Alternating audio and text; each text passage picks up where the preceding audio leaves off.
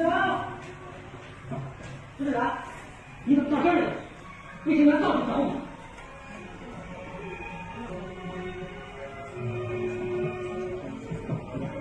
张队长，你到底了？这就是我们多少同志的鲜血呀！领导，你相信吧，我是认天气，就天在你家我说，我们把这个找回来，我一定找回来，让什么？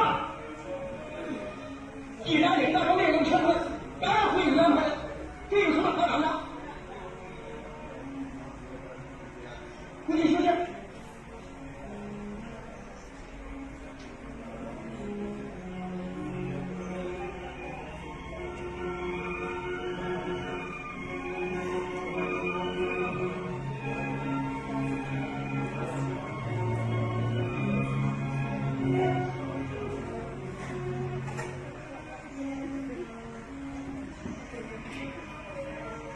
我去。